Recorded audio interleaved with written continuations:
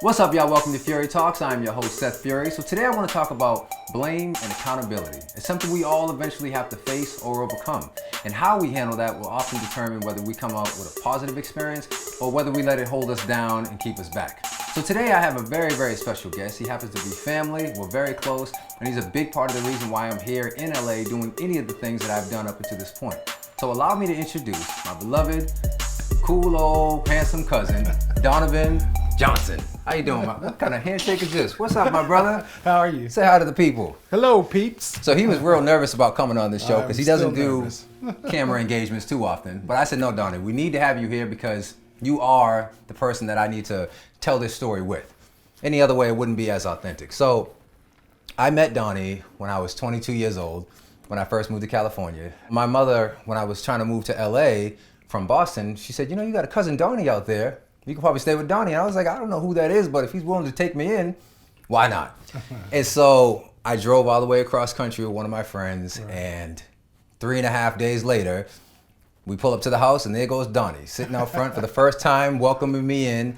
And that was history. That was literally the first time we met. And since then, we've been super cool up until this point. 13 years later. Golly, I didn't even think it was that long. Yeah, that's how long I've been there. 13 years flew by. Flies. Yeah, and he looks the same. I'm gonna show y'all some old pictures of us. Oh, Lord. And so the reason I have you here is because I wanted to tell the story about our situation while I was living with you. Because although it was a great start, at some point it came to an end. And the ending of it was pretty much, although at the time I didn't like it, I feel like it was just what I needed. It was just what I needed to give me a little boot, give me a little push, give me a little inspiration, and to tell you guys what I'm talking about. He kicked me out the house, right? Now, he didn't kick me out just by being malicious. It was actually done in a way that I completely understood because he agreed to let me stay there for 3 months, right? Right. And I was there for a year. I couldn't control, I thought LA was gonna be a lot easier than it was. You know, I thought that the little bit of money I had saved up, which ran out within a couple months, I thought the jobs that I'd be able to get would be a lot easier. Obviously it wasn't. And after about a year, he was like, hey, listen, I don't know where this money is coming from or if it's ever gonna come, but you might have to go back to Boston. And it sucked because I had nowhere to go, but I was like, I don't blame you. You know what I mean? Like, I overstayed the welcome in a sense where I'm 9 months past what you offered to give me, you know? I don't look at it as overstaying your welcome. I'm going to tell you a story. Okay, tell me a story. Now, I was probably 18, still living at home with my parents. Yeah. And they had rules.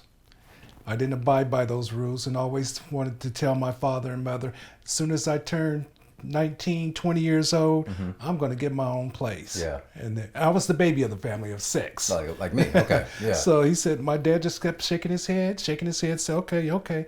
So eventually I moved out. And I called my parents up. I said, Dad, it's hard out here.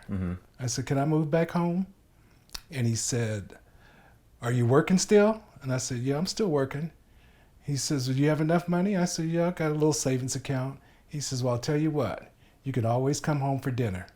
Oh, wow. That was it, huh? It was that tough So love. once you were gone, you were gone. Once I was gone, Okay. I was gone. He says, you can always come home for dinner, and I'll never forget that. Yeah. So he didn't really push me out. I got out, but You wanted to get I out. wanted to come back. Yeah. And it was like, no, you make it up on your own. You can do Yeah. it. You can do it yourself. So with you, You're a lovely house guest. I think we had a lot of fun together, though. We did. Me We too, had a lot yeah. of fun together. I don't think I charged you anything. I didn't charge you rent. I didn't charge you. No, I don't think you'd let me give you any I money. don't want you to. Yeah. I wanted you to, kind of get. Said, up I don't on your want you feeling like you got equal rights. feet. Right. You the guest. Don't get too comfortable. Keep your money. You're going to need it. Well, I know that you were trying to, Yeah. get in the music industry. I think that telephone company. Oh, Lord, business. please don't bring that up. Oh, Lord. Yeah. So it went from ACN, I think it was called. Okay, so he's bringing it up. So basically, I got bamboozled into one of those pyramid schemes when I first came out because I didn't know what to do. You know, like Right. the bartending work wasn't working. I was interning at the time, and one of my friends came up and said, "Hey, you want to make a little extra money on the side?" I'm sure you guys have all heard that pitch. I, wide open, thinking that it was something great, brought him in. Brought your mother Felt so. in. Oh, I brought the whole family, and I felt so bad. I will never do one of those again ever. But yeah, so that was just a failed attempt of me trying to figure some stuff out. Right. And I got you. I'm sorry about that. So it was bartender. You did the bartending job. Uh-huh. And it was funny because, you know, I'm a pretty much go to bed early person. Yeah. And then I would hear this, oh! What was that? You practicing your notes Oh, or whatever. okay. When you my were voice sick. lessons. Yeah, your Oh, voice. yeah. I said, what in the world is he doing in there? I walk in there and I called it sponge. I don't know what you called it. My little studio. Yes. Oh yeah, the little the styrofoam that you use to block the sound. I said, oh, he's marking up my walls. I said, what did I get myself into? Yeah. But the funniest thing was when you started your exercise routine. Oh yeah. You got on that P90X and you said, come on, cuzzo. Yeah. Come and do P90X with me. And did you do it? No, I had a bucket of chicken sitting on the couch watching you. And it was an amazing transformation from when I first saw Seth in 2006, 7, or 8. 2008. Until 2020, you know. So there was definitely some journey. Like we went through some stuff within that first year of LA that was it was groundbreaking, and it was reshaping who I was about to be in this new life, you know? When the time came for me to leave, all right, I never could find it in my heart to feel anger for you because you did so much for me, you know? Like you allowed me to come into your house, and I was pretty much a stranger. You know, I think it was just the fact that I was family, and I guess you hold that so dear to you, as a lot of people do, that it was enough for you to just say, I'm going to let this strange person come in my house. Right. You know, we built a bond. We had some good times. We had some funny times. A few bad times, not too many. And then bad times. Not bad time. I mean, you. Okay, so Donnie, I would often bring girls by the house because I could never get away with this at my mother's house, right? Not in the same way. I was like, you know, he's a man. He understands. Like, this is like, come on, man, be my brother. And I had my own room, my own bathroom. I had a little jacuzzi that I would sneak into. That was also a lot of fun. And I guess Donnie didn't like hearing the noises that were coming from across the hall. It was uncomfortable. It was a little uncomfortable. It was a little uncomfortable. And I guess me only being 22 years old, I wasn't very mindful of other people's space, and I was just trying to get it where I could get it. And it was a good time. But, well, I thought I gave you a lot of leeway. You did. Because I was gone a lot. You know, with me traveling as much as I was traveling, I said, he could do that stuff while I'm gone. True. But then when I come home, you know, quiet time. I kind of wanted my quiet time. I feel that. You know, Yeah. so I think that's eventually where we bumped heads. Yeah. You know, and it took a year to keep bumping heads. And after a while, you can't expect the people that you're staying with or allowing you to stay in their space to just let you get away with everything, whether that's your mom, whether it's your cousin or a long lost family member. At some point, you have to just accept, if you want to live by these rules and do things the way you want, you got to get out, you know? And plus, I didn't know who you were bringing into my house. That's true, too, yeah. You said we were strangers as family members, and you know, I'm more closer to your mom. Your mom and I are probably more closer in age than you and I are. Of course, yeah. But I just thought, who's coming in my house? Yeah. You know, I don't know these people. You know. Yeah. And it kind of made me nervous a little bit. And I get that. You know, so Because now that I'm in my space, I'm the exact same way. You know? I noticed. I that get one it. Yeah, I'm like, who's no. I need to know you guys because you know it starts to become your territory, your space. Right. And you don't want anybody just messing that up. And so, but what happened from that moment when I left is I went through some dark periods. Nothing that I couldn't get through, obviously. You know, I went from staying at his house to living with a girl that I kind of just met because she was referred to me through a mutual friend. She said, hey, I know a friend that could possibly let you stay with her. And I stayed with her. And it went through a few years of couches, staying with girls that I had just met, staying with old bosses from previous jobs. And it was a lot of finding myself and trying to figure out, you know, what the heck I was going to do. I knew that the option Donnie had given me to go back to Boston was not an option. It wasn't for me. You know, a lot of people come to LA and they go back. I couldn't find it in my heart to put this much effort into making it to the West Coast to just go back. And when I look back at that and I look at the relationship we have now, I know a lot of people that aren't able to see situations like that. You know, I have close friends of mine that had they been in the situation that I was in, they probably would have resented you for the bad times that they went through afterwards, and blamed you and held you accountable. And they probably wouldn't have really moved forward with life because they would have put so much blame on the stuff that happened before. And I think a lot of people have that issue where they don't know how to let go of things that already happened, see it as a blessing in disguise, realize that it had to happen, realize that they weren't doing it out of hate, they were doing it out of love, and move forward. Right. You know? Right. And if you can't do that, you'll forever be stuck in the same spot, blaming and pointing the finger at everybody. I try to help as many people as I can that are struggling, that might be struggling or starting out. And I've had a lot of roommates that I say, okay, come on and live with me. I got some room, and you don't have to pay me anything because I can take care of myself. Yeah. But I just want that respect, and then give me a set time. You can't live with me forever. Yeah. But give me a set time, how long it's going to take for you to get on your feet. When you told me that you slept in your car, had been sleeping in your car, and you just told me that maybe about 2 years ago, I had no idea. Yeah. I had no idea. That hurt my heart. It really did hurt my heart. But I still think you were a survivor, right? Yeah. Yep. And you got on your own 2 feet. Like I said, you started that you're singing, bartending, massage therapist now. You're on your own. You got this beautiful place of your own, and you did well. I'm proud of you. And that means a lot. Yeah. And like I said, none of this would have happened at all without Donnie because I had nowhere to stay. I just got an intern and no place. And I didn't tell you that because I really didn't want you to feel bad, and I didn't want you to worry because I felt like myself, I knew that this was just a battle I was going to go through myself. And I wasn't looking for sob stories, like I felt like you had already done enough, so I had reached out to some siblings and some friends that I had just met, and I got to really learn about some people. I found out some siblings didn't have my back at all. And then I had some random friends that took me in, and I really just started to see people for what they were. Right. Those times that I went through are exactly what I needed. I got to see how strong I could be. I got to see, because, along the way, I remember staying with that lady that I told you about, and she was older and she had a child, and she came from a life that pretty much everything was handed to her up until that point. I came from a life before you when I was with my mother, in which we had a life of, living in shelters and, going from place to place and living life without electricity, heat, so we learned how to make do, we knew how to find something out of the refrigerator and turn it somehow into a meal and still manage to get to school, still manage to make one day just keep on adding up on top of the other until we got to a place where that was the thing of our past.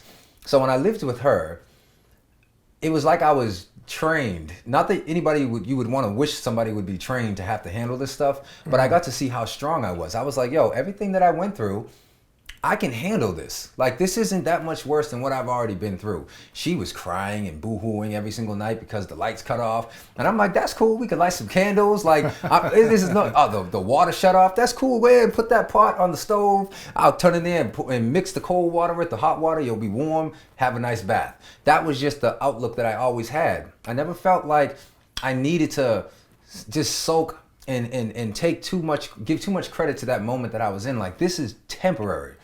Everything that I went through, I've learned as a child that it will always get better as long as you just keep moving forward and you somehow try to find the light in it, So with that being said, because I knew what I was capable of handling for myself, I didn't feel the need to share all of my dark times with you.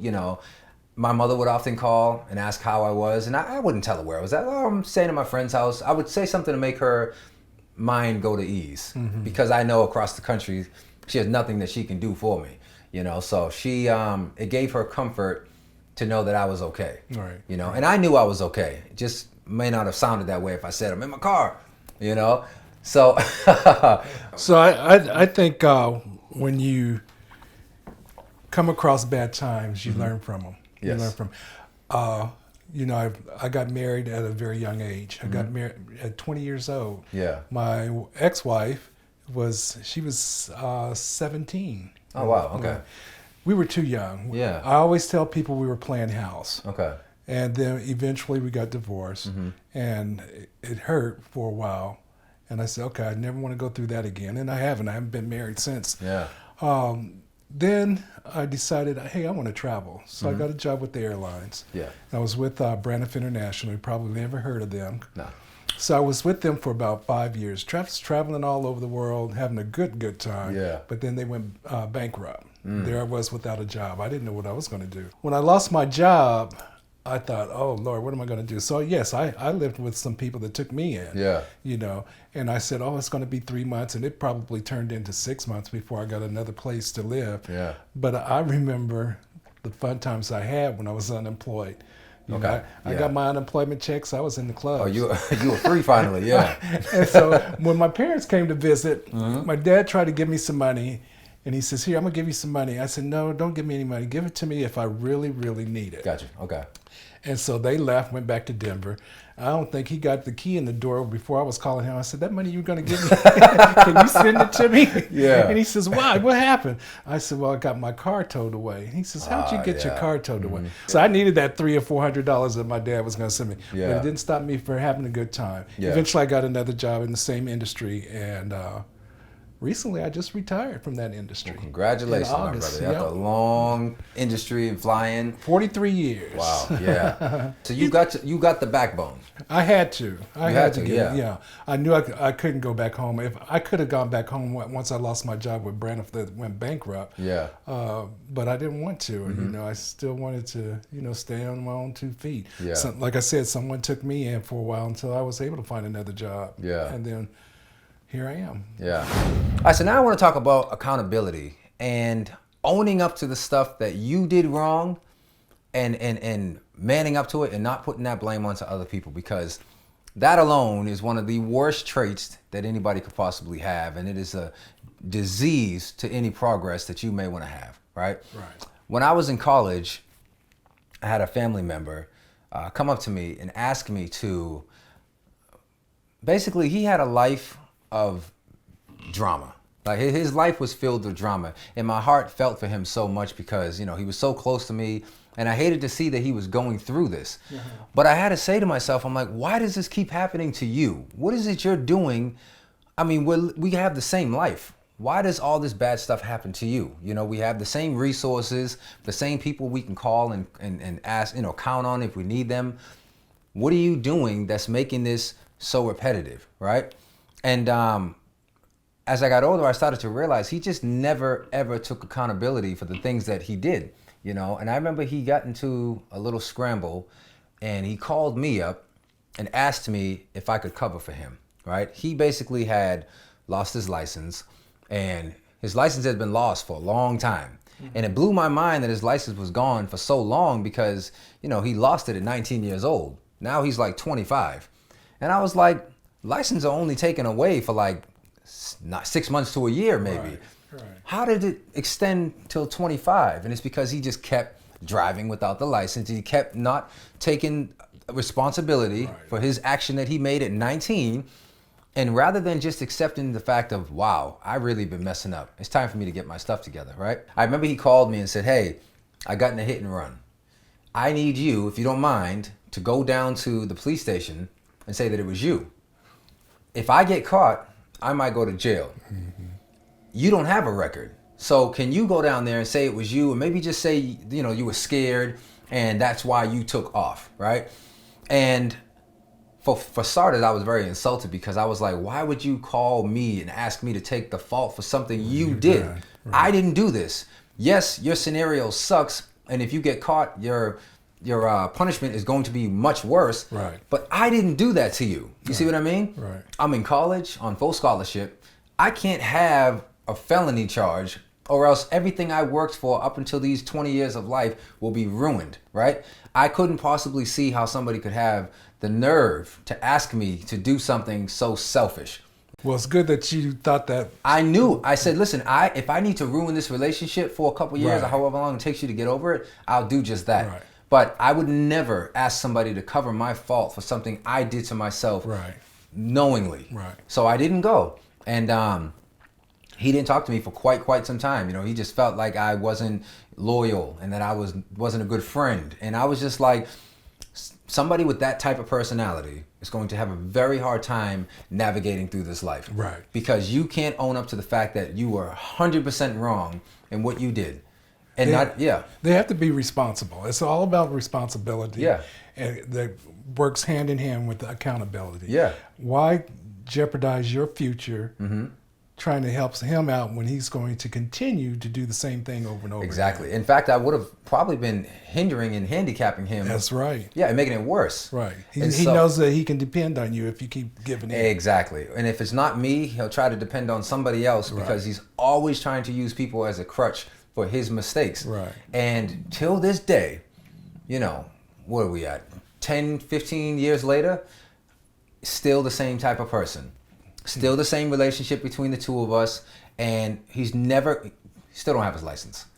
Till this day, still doesn't have his license. And I look at that every day and I'm like, bro, you did not have to live your life like this. No. You didn't have to live it like this. It could have very well been so much different if you just knew how to take accountability and just move on from the mistake you made. Right. You know? It wasn't a very responsible person, and then you just have to cut all ties. Yeah. It may hurt for a while, especially if you were really close to that individual, but eventually you get over it and you come out even stronger. Yeah. You know, and want to follow their footsteps. Yeah. So there was instances where I had to do the same. I tried, you know, if people keep asking me for money, can I borrow some money from you? I have to pay my light bill or my car note. Yeah. You know, I lend money, and if I don't think I'm going to get it back, I'll lend it to you. Okay.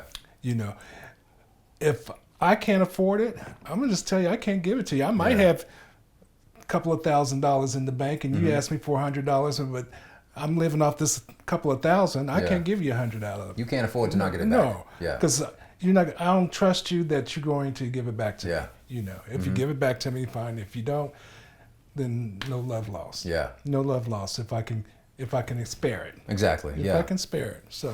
Yeah, and so like I said, there's one spectrum where you're the one that's having things done to you, and you want to be grateful for it and not, you know, blame that person if they're not able to do it. But then there's the other side of it where people are asking you for things. And, you know, like in this situation where I came to you, you cannot be afraid to tell somebody no. And you can't feel bad if you're not able to come to their rescue every single time. And not feel bad because you say no. Yeah, exactly. Don't feel bad. Yeah, don't feel bad. So stand on your own 2 feet, stay strong, and be like, listen, I wish I could. You're not going to make me feel guilty for something that you messed up on. That's not my fault. I feel for you. I pray that it gets over fast. You know, if you need somebody to talk to, I'm here to talk to you. I'll give you advice that gets your mind right. You know, I'm good for that. You want to call me? I'll help you see the light of the tunnel.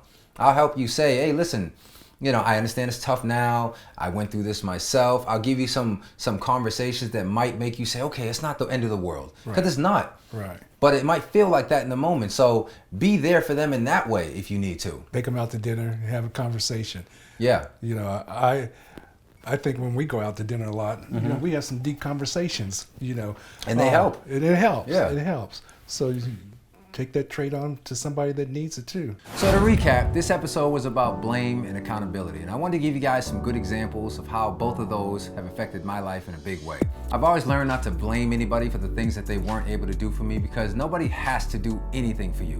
And if I've come across some people that were gracious enough along the way to lend a hand, I'm grateful and I thank them. And if I can ever pay it back, it'll be my pleasure to do the same. That's the way the cycle continues to go. Also, when it comes to accountability, you have to be able to own up to your mistakes or you'll never be able to move forward. We all make them, nobody's perfect. And whatever might seem like a bad time now, trust me, it can get a whole lot worse if you don't finally hold yourself accountable and move forward. Because there's always gonna be light at the end of the tunnel, and that's what life is all about. I've learned that. Hopefully you guys are somewhat inspired by these stories that we shared today, and whatever you're going through now, hopefully you can listen to this and it hits home for you and you get through whatever you're going through and you show love to whoever has helped you along the way. All right, y'all, so that's it for Fury Talks. I hope you enjoyed this episode with me and my favorite cousin, Dono. Thank you so much for coming on. I know it's tough to get you here. Are you on social media? I am. I don't know how to use it. Okay, well, you probably got, at this time, normally I would say to tell them how they can follow you, but ain't nothing on there. But Well, I'm on Facebook. You Okay. can follow me on Facebook, but Well, look at that. Don't look at me. Donovan Johnson. There it is, Donovan Johnson, my big cuzzo, someone who I love dearly, and I couldn't be more grateful for what you have done in playing this part in my life. I give thanks to you all the time. I would not be here without you. So between him, my mother, and all the people along the way, I love you guys. Make sure you pay homage to the people who helped you. And with that being said, make sure you like, comment, subscribe, and if you haven't already, turn on the post notifications so you know when the next episode is coming out. As always, love you. Fury Talks. Later.